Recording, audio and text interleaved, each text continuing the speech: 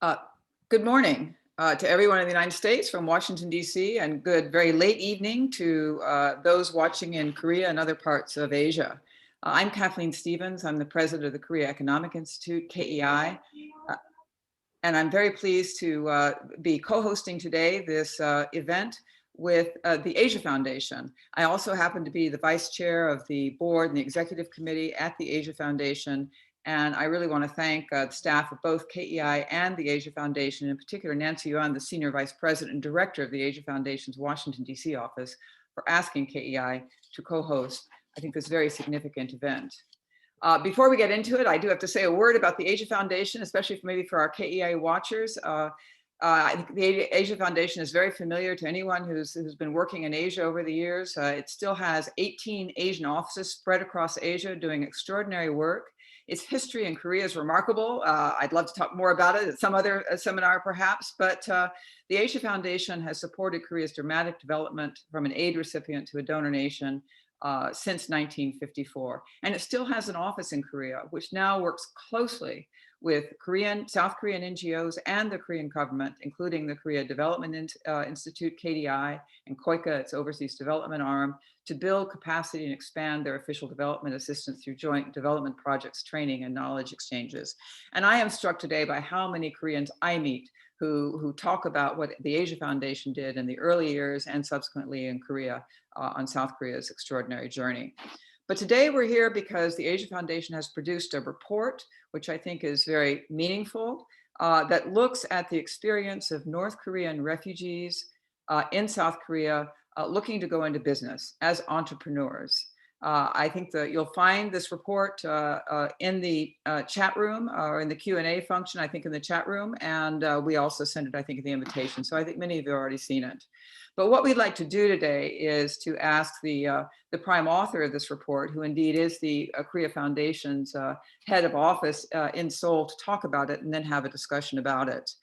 It's, I think, important because it's a data-driven report that looks in a new way into that growing, emerging community of North Koreans who have resettled in South Korea over the past decade or so, a little bit more than a decade now, some over 30,000 people, and especially those who aspire to go into business and, as I said, become entrepreneurs.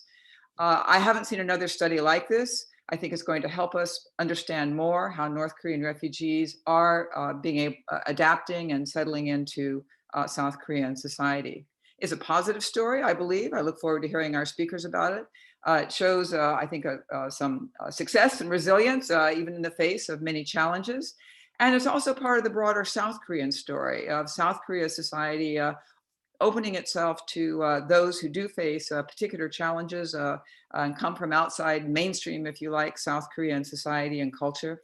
And the report does offer some recommendations on how South Korea can successfully implement its agenda of economic and social inclusion, not only for North Korean refugee entrepreneurs, but even more broadly.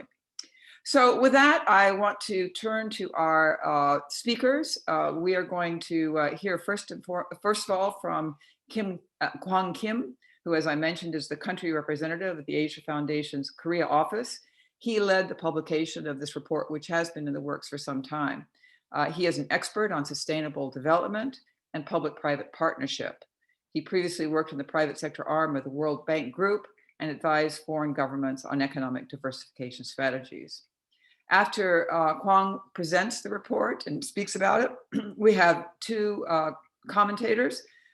First, Scott Snyder, who himself is a Asia Foundation Korea office alumni or a former head. He was the country representative of the Asia Foundation in Seoul from 2000 to 2004. Many of you will know him from his current perch as Senior Fellow for Korean Studies and Director of the Program on U.S.-Korea Policy at the Council on Foreign Relations here in Washington. And we're also very pleased to be joined by Randall Jones, who is a non-resident fellow at KEI and a professional fellow at Columbia University. Dr. Jones comes to us from a long career of over 3 decades at the OECD, where he headed the Japan-Korea desk at the OECD and has published numerous articles about South Korea's economy. So with that, and with one more, I guess, logistical note that we are going to use the Q&A function for questions. So please submit all your questions through that, and we will be sure and leave plenty of time for discussion and questions towards the end of this hour. So with that, let me turn to Kwang Kim from Seoul. Thank you for staying up to join us. Thank you, Ambassador Stevens, and good morning. Thank you for joining for this this report launch of North Korean refugee entrepreneurs in South Korea. I'm trusting that everybody can see my screen. North Korea is often viewed as a security, humanitarian, and human rights concern, as you know, and these are important. But to better understand North Korea and North Koreans, we have not tapped into sufficiently into a rich community who are bringing their experiences in coping a new life in South Korea, as well as in other countries like the United States right now. Rather than seeing them mainly through political or humanitarian lenses, all of us can gain a better understanding if we look at them as entrepreneurs and citizens.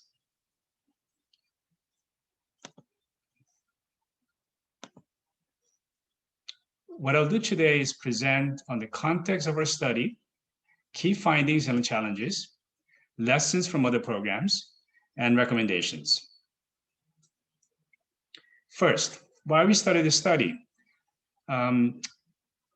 One of the key reasons is to gain a more nuanced understanding of this important community. Many of us can imagine the hardships and challenges they have to go through leaving their homes and the difficult journey they have to go through South Korea.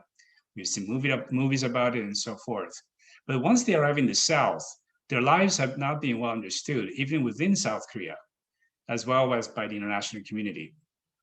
Often there is less positive or simple characterization by the media. So one contribution we hope to make in this report is to bring more light about who they are through the lenses of entrepreneurship. The second reason is that this report can provide a micro-level window to understand the present and future of inter-Korean relations. The lives of refugee entrepreneurs can provide an indication to what a future of an integrated North-South may look like. Their success or failure will be watched carefully by their family members and friends in the North. So we have a stake in their success. Third, there's a lot of lack of data and information. Except for a few studies in Korean, which we cite in the report, data was very hard to find. Our study is an attempt to fill this gap and validate some of the existing data with additional questions for the future. The precise number of refugee entrepreneurs is not certain. Different studies estimate this to be between 1,100 to 4,000 out of 33,000 refugees in South Korea. And our study introduces additional business frameworks, greater scope of business data, stock-taking and lessons from other programs, detailed recommendations, and is intended to both international and Korean audiences. Finally, this report has implications to other refugee and migrant communities in Asia. The analysis and recommendations can provide inspiration to other societies that are trying to better integrate minority communities into larger societies.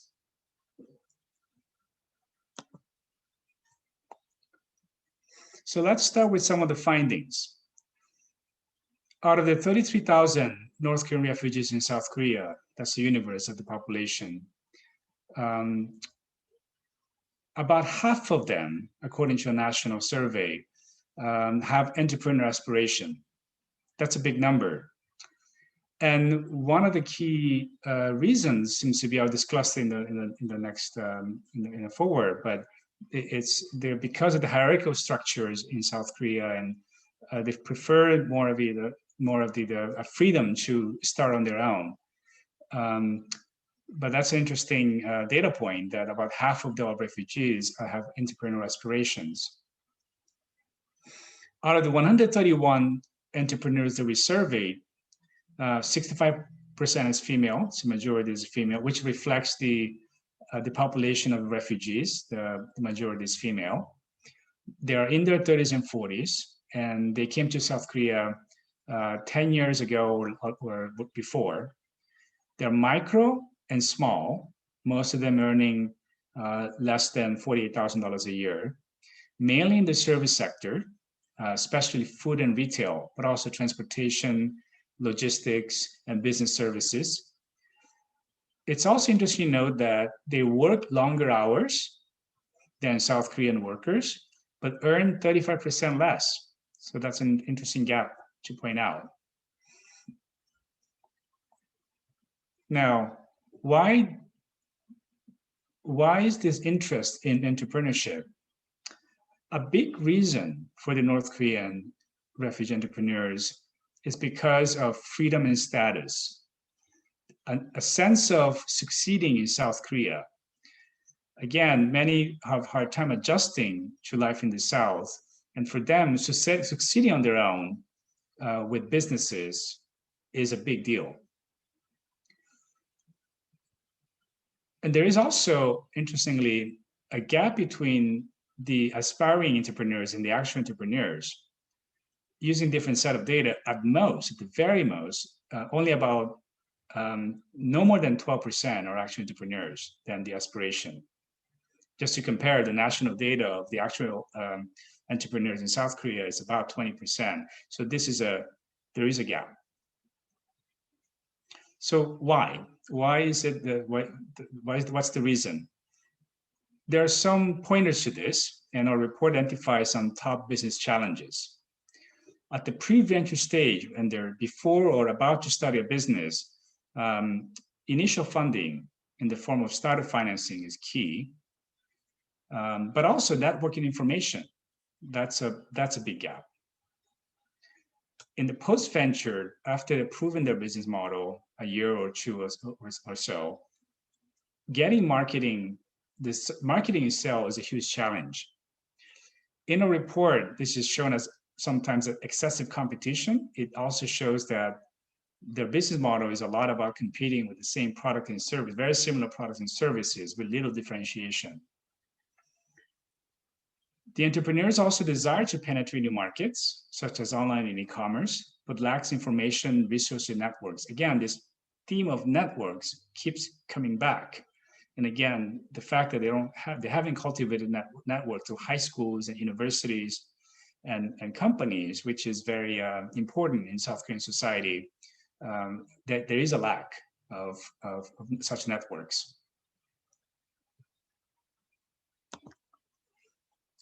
There's also growth financing. It's a different type of financing that startup and cash flow operating financing. And also managing their financials and cash flow management is interestingly an interesting challenge. There's a gap between invoicing and payment, and this actually can make or break a business. So this has been, the report points out, problematic for a lot of the North Korean refugees. Cultural language is very important. This is important for at least two dimensions. One is that refugees' own assumptions about the capitalistic system and functioning in a competitive society. For example, one interviewee heard about a family member who got a driver's license. Then he assumed that the license must come with a car.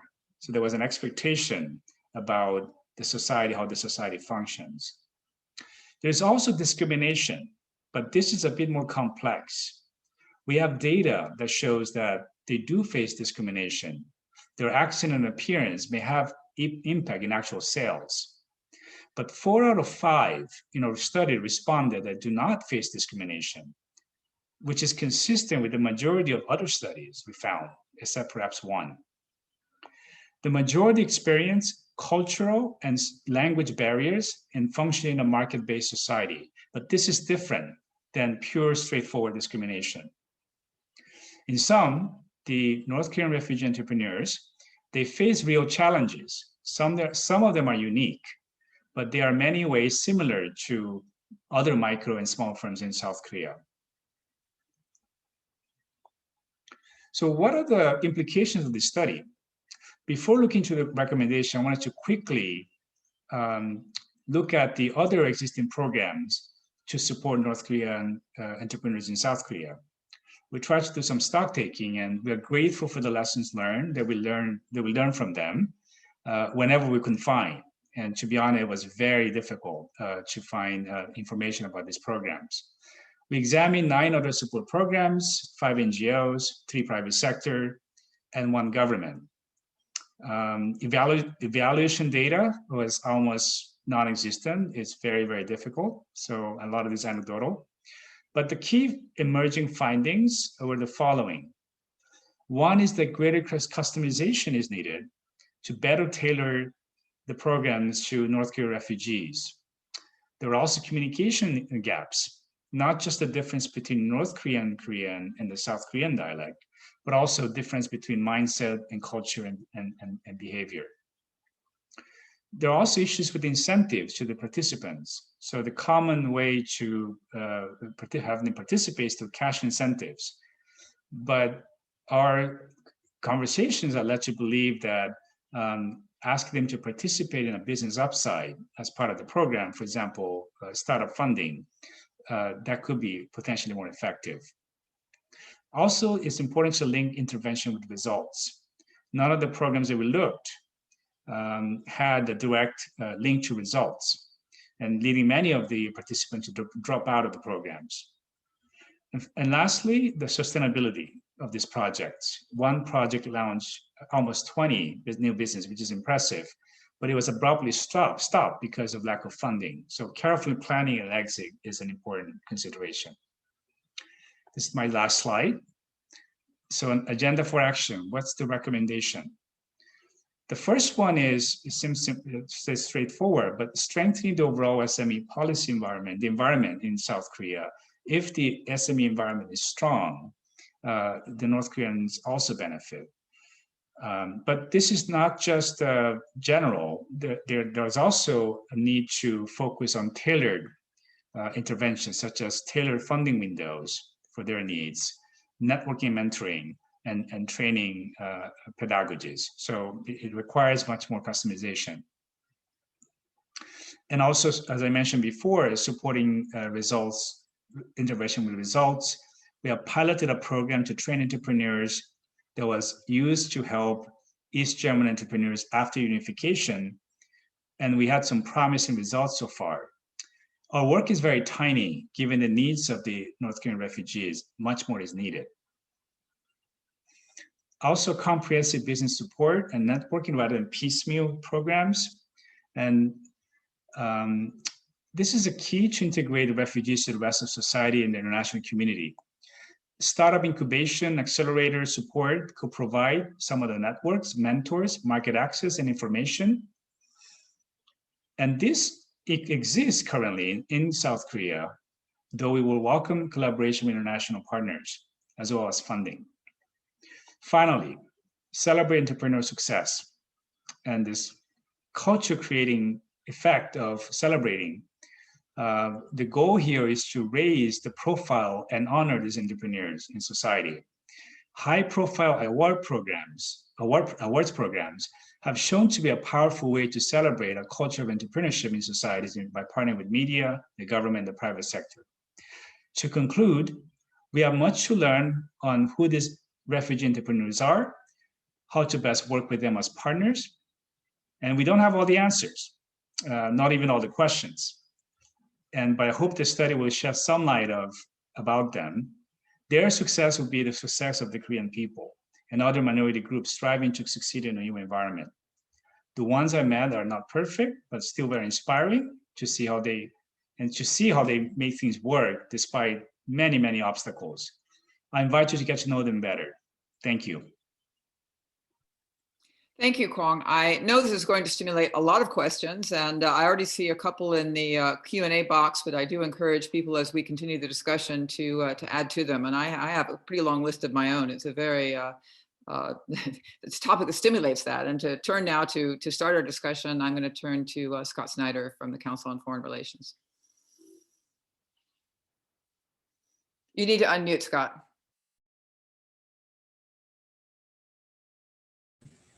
Sorry about that. Thank you, Kathy, and thank you, Kwang, for a really interesting study. And in fact, I think that this study exemplifies a lot of the Asia Foundation's strengths in terms of being able to bring local knowledge and facts on the ground in a framework that addresses important governance issues and that helps to close the gaps, in this case, within South Korean society. And so I want to commend you for that. It's really a unique study. But I also want to try to put the study into a little bit of context as I think back about efforts to understand the implications of Korean division and the possibilities for Korean unification, which has been a longstanding area of academic interest. I recall South Korean scholarship picking up on this area, especially in the 1990s in the context of German unification.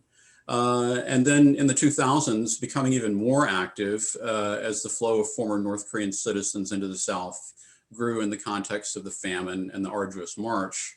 And you know, the main focus of study during that period really revolved around South Korean governmental efforts to build out a support infrastructure for North Korean refugee adaptation to life in South Korea, and also to address the psychological challenges that North Korean refugees faced in adapting to a different system in South Korea. And really a lot of those studies ended up being driven by thinking about the types of governmental support and civil society inputs needed to facilitate that process. But I think this report takes a different approach, and it's really one that focuses in a way from the individual out rather than from the perspective of what government can do through the lens of entrepreneurship, focusing on the risks and opportunities, and looking at entrepreneurship as a mechanism for adaptation and integration into South Korean life. And I think that this focus on entrepreneurial experiences frames the individual experience of coping with and trying to solve everyday problems as normal and common, rather than framing the North Korean refugee experience in terms of differences, obstacles, or exclusion. This approach obviously, as is apparent from the report, doesn't deny that North Korean entrepreneurs have to work harder or that they face discrimination or greater barriers to entry than South Korean counterparts. But the focus on overcoming these obstacles can help narrow the differences. And I think the policy prescriptions in particular are notable in this respect. And I also go back and just highlight the statistic that Kwang focused on in the report about the aspiration of 50% of North Korean refugees to become entrepreneurs. And this makes a lot of sense because it's probably a pathway that is perceived as circumventing obstacles to integration in South Korea that might derive from class or social rigidities. And so even though this report on entrepreneurship really focuses on a relatively small group of people, it provides a community-based integration approach based on personal capacities and contributions rather than on state-based policy engineering. And I think the aspiration for entrepreneurship and the regulatory obstacles to such efforts may turn out to be more a commonality than a difference between life in North and South Korea as entrepreneurs move from North to South. But in North Korea, I imagine that entrepreneurship is really the nail that sticks up against rigid political and social controls. But in South Korea, entrepreneurship ideally can be a type of glue that fills cracks, circumvents, and holds together pre-existing social structures. And so I just want to address three themes of the report that stood out to me: resiliency, adaptability, and integration. First, resiliency. I think the report really shows how North Korean entrepreneurs face the same problems as South Korean counterparts, especially as related to financing, tax reporting, and marketing challenges in terms of conducting a business profitably. These are challenges not of type, but of degree. And North Korean entrepreneurs do not have pre-existing benefits of social networks, but they find ways to generate social networks apart from hometown or school ties. And so in that sense, I think entrepreneurship provides a pathway that can circumvent organizational culture and in-group barriers to some degree. The pathway for North Koreans to make their own way in South Korean society without burdens, restrictions, or intrusions of the North Korean state into private life. Lowering of the barriers to entry can make a difference for people who are highly motivated and willing to work hard and make a living for themselves and for their families. The second characteristic that was notable is adaptability, and North Korean refugee entrepreneurs are showing grit by doing what they can to make a living in a new environment in South Korea. But they're working in an environment where the level of support that they can expect from the state is flipped on its head in ways that confound their prior experience. And I think the most striking example of that from the interviews was about discussions of exchange in a low trust society, which required cash on delivery, versus North Koreans trying to adapt to a deferred payment system backed by rule of law. But then North Korean refugee entrepreneurs face challenges related to financing that are new and very difficult as in a new social and systemic context. And then also it's striking, the reality for these entrepreneurs is that most of them are just trying to eke out a living at less than $44,000 a year in terms of the size of their businesses in 2017. And then the last point I wanted to talk about is integration. And I think that successful North Korean refugee entrepreneurship provides a pathway to earn a living and creates space and status for successful North Korean entrepreneurs in South Korea without having to climb the rungs of a cradle to grave South Korean social hierarchy. Yet the adaptability and know-how required to succeed as a North Korean refugee entrepreneur in South Korean society ultimately may prove most valuable as an experience and model for success in terms of influencing the future development of economic opportunity in North Korea. I think this would be the case to the extent that North Koreans see the successes of North Korean refugee entrepreneurs as transferable or replicable in the future, especially as the North Korean economy really has no choice but to reform, transform, or integrate with the South. And so I have I have 3 questions for Kwang also that I just wanted to leave off with. And the first one is, if you were the South Korean Minister of Unification in charge of implementing these report recommendations to support North Korean entrepreneurs, what kind of budget would you allocate and what kind of customized business support training program would you put into place? The second question is whether you would do this just in the context of the Ministry of Unification or whether there is some other part of the Korean bureaucracy that would be more appropriate to house such a program. And my third question is, what would you do or what steps are needed to guard against poor use of or misappropriation of capital and loans in the course of supporting entrepreneurship among North Koreans who have come to the experience of entrepreneurship in South Korea from a completely different social context from that of North Korea. And with that, I'll turn it back over. Scott, that's terrific. I'm going to give Kwang the choice if he wants to go ahead and address those questions now before we turn to Randall. That's great. Or if you want to wait and hold on, I'll try to remind you of those questions later. Which would you prefer? If Randall doesn't mind, I'll strike it when it's hot. I'll be trying to be quick. Excellent questions, and I'm trying to put my former experience at the World Bank in developing SME programs And in terms of the actual government, the Ministry of Unification will need to be a key player in all this. If I would rather consider is more of an interministerial, so that this crosses different types of ministries, like Ministry of SMEs. So it'll be the advantage of doing an interministerial structure, which the Ministry of Unification could coordinate. But in terms of the actual policy recommendations, just doing a very quick back in the napkin calculation, I'll divide it mainly in two different windows. The first window will be some type of a pre-venture support and financing. And this will include the direct financing to pre-venture. This has to be in the form of soft grants and, for example, with networking and incubator support. And this is probably the biggest funding gap, and to support about 16,000 entrepreneurs, out of which is about close to half who aspires to become in a light touch support. I'm just estimating here tens of millions. I'll put 40 million there, US. The window two will be venture support and financing.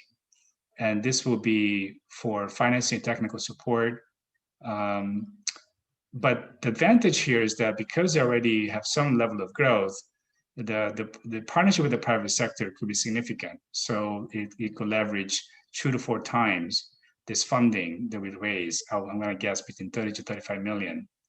So a bit less public funding needed after show that your business model works. And this, I estimate this could support about 3,000 firms among the existing and potential. So all in all, I'm just putting a back in the napkin calculation of $75 million if anybody is interested in writing a check. Thanks for the precision. Thank you. All right, Randall, let's turn to you. Oh, we cannot hear you. Unmute, please. Just say I'm sorry I can't provide that check, but I would be very happy to give any ideas that I have. Thank you very much for this paper, and thanks to Scott for his interesting comments. At the OECD, we spent a lot of time thinking, why is entrepreneurship so weak in South Korea? Why is it driven by chaebol? And why is the gap between small companies and large companies so huge and growing over time? So it's encouraging to see one group in South Korea, this very special group of North Korean refugees who have a big interest in entrepreneurship. For example, the Global Entrepreneurship Monitor, which asks various countries about their views on entrepreneurship, Korea ranked only 37th out of 60 countries. And only 34% of South Koreans had a positive view about entrepreneurship. And the reasons they usually give are, well, everything's already done by the chaebol. There's no opportunity for someone to start up. Or I don't have the education and the training to start a company. Or if I fail, the costs of failure are very large and there's little opportunity for a second chance. So South Korea is a country where entrepreneurship has not been a major driver. In the past it was. We think about people like Jung Ju-young, who started Hyundai, and in fact came from North Korea, but that was a long time ago. And those companies they founded seem to dominate the economy. And of course, in recent years, the government has taken many efforts to try to stimulate entrepreneurship, the ecosystem for startups and the venture business and what have you.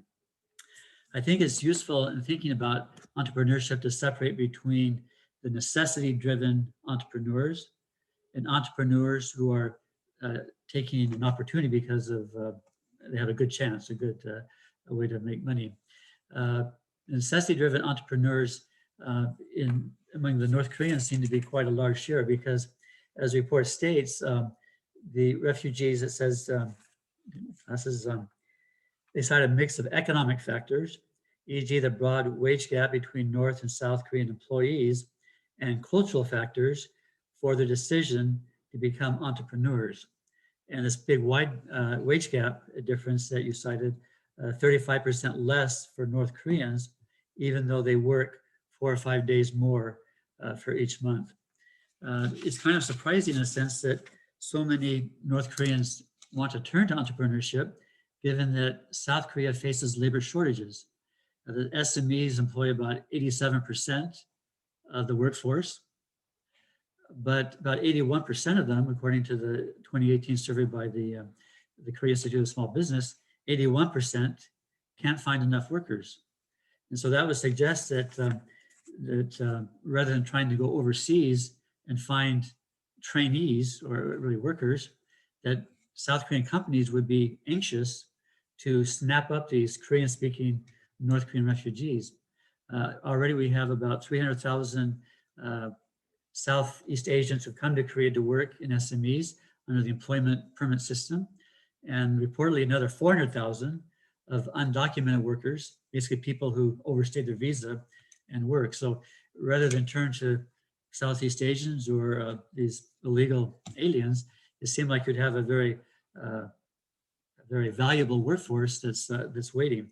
So this suggests problems either in the education and training of North Korean refugees, a lack of job counseling on what's available, and then to some extent discrimination, which we talked about. The other group is the opportunity entrepreneurs who find opportunities in starting a business that are better than being employees. And so, as you said, it's important to strengthen the overall environment for both South Korean and North Korean refugees to make it easier to start a business. And in fact, I noted in the report that 53.4% said that financing was a key problem. That's the same for South Korean entrepreneurs. And especially for expanding, 63% who want to expand said that financing was a key problem for 61%. So financing really is a key problem. And the North Korean refugee SMEs are extremely small, as you pointed out. They're the most micro enterprises. 61% have less than 3 workers. So I think financing is always the issue we have to address. In Korea, as in other countries, SMEs don't have enough collateral. They don't have the credit history or the expertise to do the financial reporting in order to get a bank loan. South Korea is very generous in giving direct funding to SMEs. They give a large amount of credit guarantees for SMEs, but these haven't been really effective in helping SMEs to grow. So I think finding better ways to finance the venture business, all this fintech stuff that we hear about, is something that should be pursued. In terms of collateral, of course, North Koreans are at a disadvantage because they don't tend to have real estate. The report noted something I didn't realize, that 2/3 of them live in government provided housing. So they don't have the house to put up as collateral that a South Korean entrepreneur would do. So I think we have to improve the whole overall environment for entrepreneurs and start educating, even in primary school, the option and the skills necessary to be an entrepreneur. So this becomes a more popular and feasible idea for young people. Just like to close with one question for Kwang that really kind of goes to the heart of this. In the preface, it states that North Korean entrepreneurs in the South stay in touch with their families and friends in the North. And it also points out, I think this preface was written by Professor Lenkov. He says that in North Korea's economic system, entrepreneurship is not merely banned, but it's criminalized. And even as the Donju become a more important force, they operate in a very gray zone in terms of legality and what they can do. So the question is, what could North Korean Donju learn from entrepreneurs in the South who operate in a very different environment that's market-based? And on the other hand, what could the North Korean entrepreneurs in the South learn from the Donju? In a sense, they seem like they live in totally different worlds. I remember a quote from Professor Lenkov saying that North Korean entrepreneurs are like the fish that survive at the bottom of the ocean. They live in a very inhospitable environment, but they survive because they know how to survive in that environment. But they cannot survive close to the top of the water because there it's very competitive. So what are the lessons that each group can draw from the other, given that they live in such a different environment? So thank you very much, and I'll stop here. Randall, thank you. Very stimulating. I'm going to turn back to Kwang maybe for some brief comments on that, and he wants to make, and then I want to make sure we have the better part of 20 minutes to go to the many questions we have from the audience. I'm going to add one we already have to Randall's comments because I think it's related, and it's also related to one question I want to get in there, which is for Kwang. I mean, as Randall talks, I mean, we talk about entrepreneurship, we talk about SMEs, but yeah, I mean, in the South Korean environment, aren't we talking about the same thing? And you know, one thing that's always kind of struck me is, yeah, I mean, as Randall says, the sort of view of South Korea is weak entrepreneurship, and yet SMEs are 87% of the labor force. So you know, what are we actually talking about here in a way? And with respect to what sort of, you know, the lessons from North Korea, the experience in North Korea, Randall referenced the Donju. We have one question, one of our first ones, that says, do some of these North Koreans come with some experience in the Jangmadang, in the informal market? And I guess I'm not sure, you know, which of those are SMEs and which of those are entrepreneurship in the North Korean context, but maybe a little comment on those. Thank you. Thank you, Randall, for your very, very insightful observations and the question, and Ambassador Stephen, and also the questions. Let me just say that the data, we do have data. If you look at the annex of the report, very interesting. We just try to put as much raw data as possible. 63% of those interviewed had business experience in informal markets or formal markets in North Korea. And even 22%, they actually have experience being some type of owners or being higher up in businesses. So that data is out there. The annex is very interesting. Regarding the information flow, Randall, that's a subject for another report. So it'll be fascinating to look into the information flow between the two, the SME or entrepreneurial system. I'll get into that question, Ambassador Stevens. And so that there is an influence between them, but I think that's why and Dr. Andy Lankov was pointing out to that I think that the success of the South Korean entrepreneurs will be noticed, and what happens to them in South Korea will be noticed by inside. I'll just leave it at that.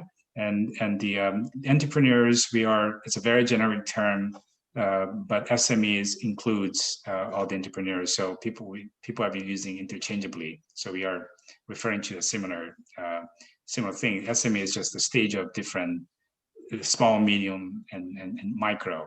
So those are different sizes of firms. But yes, we are using interchangeably.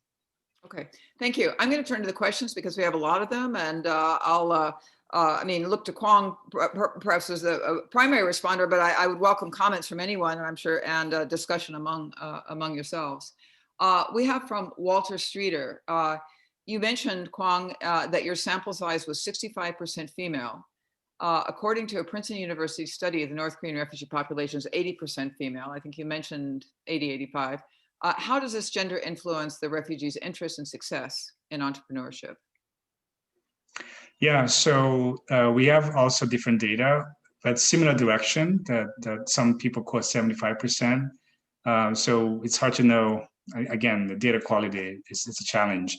So yes, it's a bit less than the overall population, but it's still in the general direction that the majority of entrepreneurs are female. So it's, I mean, I'm not sure there's any more we can add into this, but it is something as we design our entrepreneurship policies, we should consider very much gender sensitive policies. They are targeting women entrepreneurs. They do have different needs, such as care interruptions, the need for childcare and so forth, and in some cases in Korea. So there are some specific needs that we need to take into account when we're designing specific policies for women entrepreneurs. Okay, from John Brandon, are North Korean entrepreneurs engaged in one or two particular types of small businesses as opposed to others? In fact, I was kind of curious, some of the North Korean refugees I've met have a business that has a bit of a North Korean brand, right? I mean, whether it's naengmyeon or something that plays on their North Korean identity. I wonder if you have any data on that. But to go on with John's question, he said, how has COVID-19 impacted North Korean entrepreneurs? Has the pandemic more adversely affected North Korean entrepreneurs as opposed to their South Korean counterparts? Most of the study was done, it was completed before we had a lot of data about COVID. So we couldn't, this study didn't cover that much. However, just hearing from different entrepreneurs, the ones we talked to, they seem to be doing quite well, regardless of the COVID situation. As you know, Korea, a lot of the business is still operating. It's still challenging. It's very tough for the small businesses, but they're still operating. In terms of the flavor of the business, some of them are very much, there's no trace of North Korea. It's very much a local business. But one business is they have this North Korean food delivery. So they sort of adapt North Korean menu and they deliver at your door. Very, very creative services. Another business had very much a farm theme where you get organic and pure, and there's some sense of wanting to capture that type of a raw North Korean products and ingredients. So it was some of them try to adapt some of their identity into their business model. Mm-hmm. Interesting. Thank you. Suajo has a question that goes to some of the recommendations and maybe teasing those out a bit more. Did you uncover key entrepreneurial skill sets that refugee entrepreneurs are interested in further developing and educational programs to strengthen their business expertise? Yeah, so I mean, if you ask straight out some of the key areas of skills, I mean, they're very similar to other entrepreneurs, such as marketing and financial management and so forth. However, if you dig deeper a little bit in terms of what has really been, I think what we found is worked really well is not so much modular training like marketing and accounting, but much more behavioral, mindset, attitude, much more those type of training. It seems to be much more resonant to the entrepreneurs. There's a methodological personal initiatives was pioneered by this German professor doing East-West Germany. It was peer reviewed by the Science Journal and compared to different entrepreneurship programs. That showed to be much more resonant much more with the North Korean entrepreneurs, for example. Mm-hmm, mm-hmm. You know, I'm just going to add on to that. I was saying, I have this impression of the South Korean entrepreneurial or startup environment is especially in the areas you're talking about, some of these service areas and food service and so on, is it's hyper competitive, like everything in South Korea, right?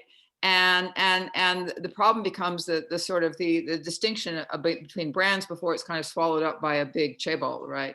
So I mean, so one year it's everybody goes into, actually there's some references in the movie Parasite, into Taiwan cakes, right? And another year it's a certain kind of coffee, and another year it's something else, or not even year, month. And everyone just scrambles to that, and then and their failure rate's very high. Did you see North Korean entrepreneurs kind of falling into that pattern as well? Absolutely. Randall made some excellent points about the South Korean SME structure, the industrial, the sector structure. So it is a lot of policy related, but also it has to do with the structure of the large corporations and the relationship with the suppliers. Actually, Randall is probably familiar with this, but the wage differential between SMEs and the large companies is the largest in OECD. So there's a huge gap. There's no prestige in SMEs, even though startup is cool. And that's the fine distinction that our younger people are going to these tech startups. It's becoming a little more cool, not as quite as cool as going to Samsung and other places.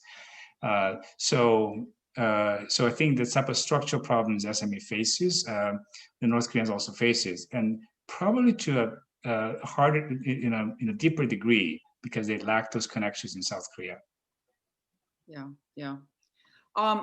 Bill Lovegrove has two sort of specific questions. You know, in the report, it talks about a cultural example of the North Koreans thinking that if you get a driver's license, it comes with a car. But he's just asking for clarification. Is that an expectation that everyone with a driver's license has a car, or that you will, if you get a driver's license, you'll be given a car? It's one. The latter. They'll be given a car. Right. Okay. Which turns out not to be the case. Yes. Okay.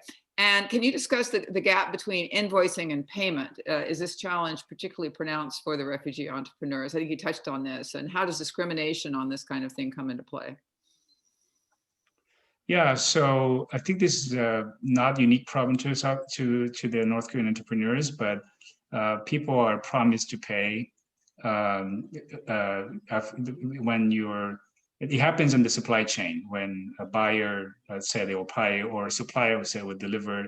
It happens, and the promises are not fulfilled. So so managing the trust relationship in the value chain, managing suppliers and the buyers is a big issue. Some people start buying from you small purchases, and then a few weeks later they make a larger purchase, and then then they don't fulfill the contract. So that's a very common problem that the North Koreans are facing, which is systematic in small business in South Korea. So building a more trusted relationship where, for example, supply chain financing, credit facilities, more established buyers where there is more trust. I think those type of mechanisms and financial innovations are important. Yeah, thank you. I referenced an earlier question from Robert Petrie about the Jangmajang and experience there. Andrew Yo, who's at Catholic University, but now in Manila, has a similar question. And Scott touched on this a little bit, but how transferable are the entrepreneurial business skills that North Korean refugees, especially the women, that they acquire from their experience with business and markets in North Korea? How transferable is that when they come to South Korea? Yeah, hi Andrew. We didn't cover that much into detail in terms of transferability of the skills, but I can tell from my observation of that there's some real fire in their eyes. That even the entrepreneurs in general, I love hanging out with them because they have this fire in their belly where they will do anything to make it happen. But this is even more so with the North Korean. That's the sense. Again, this is anecdotal. Probably that's the best I can do. But I think a lot of people who have met those entrepreneurs can also relate. Mm-hmm. Mm-hmm. I'm thinking about another movie now, Gukje Shijang, which of course is about people coming from North Korea and populating the market in Busan. I mean, there is an historical resonance, this notion of this entrepreneurial spirit, as part of the tragedy of Korean division and the experience. So it's kind of moving to think about it in the current context as well. Don Below, I hope I have your name right, Peace Corps volunteer in Korea from 68 to 69, Sunbae. In the US, many universities have centers for growing small businesses as startup centers. Would this work with South Korean universities? Or you mentioned, I think, or others mentioned that there are some efforts in this. What is working and what's not? I know there's been a lot of tries in terms of startups or. Yeah, no, I think that's the right direction. And I'm not sure about universities, but there are private and some government-sponsored accelerator and startup support. And I think some universities may be involved as well. And this is the right way to go. It's just they're very recent. There's not enough data to evaluate how they're going in terms of anything meaningful. But I think it is the right direction. And I think the preliminary lessons will be very useful. I think connecting these networks, the existing networks of accelerators and startup incubators with global and regional partners, it will be very enriching for, especially with other countries in Southeast Asia and also with the US and also European networks. And this is already happening, but this is a step in the right direction. I'm also reminded, you made the tie, as did both Scott and Randall, between kind of the challenges that South Korean entrepreneurs face as being in many ways very similar, a similar set of issues to what the North Korean entrepreneurs face. And what in the past, previous South Korean governments have looked to local governments. This gets to another, longstanding but never realized kind of national objective of some decentralization of economic activity and revitalization of the regions. Do you see that, did that come out at all in your study, a predilection for North Korean refugee entrepreneurs to want to stay centered in Seoul, to find more success elsewhere, more support elsewhere? Any observations or recommendations about that? Again, we didn't cover that aspect of the study. However, just in terms of, Scott and others may have also something to say, but there's overall preference to be around Seoul. I mean, it's not just North Koreans, just Korean trades who wanted to be around the center. At the same time, the government has been also, I understand, some incentives for the North Korean entrepreneurs to go to the farm. So we have noticed people going to some farming activities as well. But without that, it would be mostly people wanting to stay in Seoul area. Mm-hmm. Okay. All right, I've got two more questions in the queue, which I'm going to get to, and then maybe just take a few minutes at the end for any final comments from any of our three panelists. Dylan Davis, previously at the Asia Foundation in Seoul, asks, what is the South Korean private sector doing to help build capacity for aspiring North Korean refugee entrepreneurs? Does the private sector, especially the large conglomerates, have a role to play versus government interventions? Yes, hi, Dylan, and I have to acknowledge that it was Dylan who initially studied this work, and so thanks to a lot of his initial work that this work was built. The private sector is playing really a major role here. As I mentioned, most of the programs we found has been through the private sector and foundations, major corporate foundations. The chaebols, except those public foundations, it was very difficult to find data from chaebols. And our guess is that they do have some programs, but the data was not very easily accessible. So the most of the programs we found were from the private sector funded.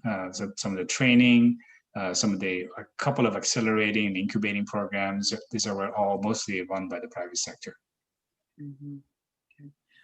And final question I have here, and then I have one final one, and I'll ask you to comment, each of you maybe to comment on as those, or not, whatever else you'd like to conclude with. William Kim asks, this is a perennial, how did your survey respondents address themselves? Do they call themselves refugees, defectors, escapees? Did your survey respondents self-impose limitations on themselves for the fear of being judged as defectors or refugees? No, there was no labeling. They just addressed as themselves by their names.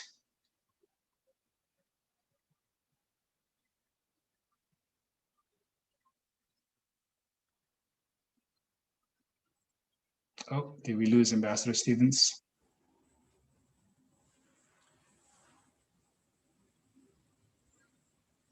Maybe, do you think that we should just go around with a couple of final observations?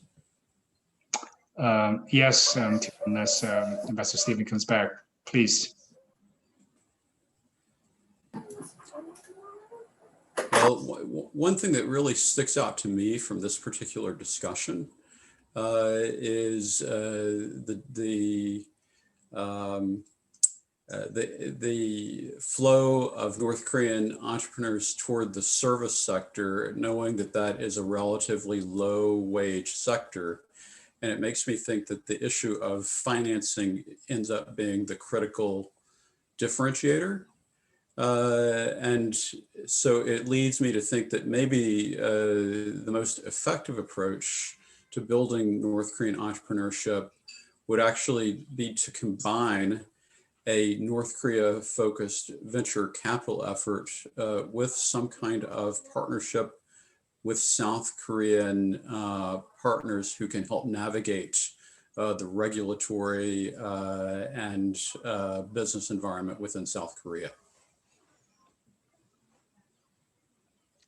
Yeah, if you could just quickly comment, and Randall, feel free if you have anything else to add on that. The focus on services, it also has to do with low barrier of entry. It's relatively easier to get into the service sector. There's also some some people here, some of the refugees we spoke with mentioned that this also has to do with the fact that a lot of the service sector, like logistics, for example, you don't have to face the customer. So they prefer to be in this IT, especially males. They prefer to be in these hidden sectors where you don't have to show too much of the interaction. Having said that, some of the people that are into food delivery and more of the client-facing roles, pretty impressive. So you have really this big gap.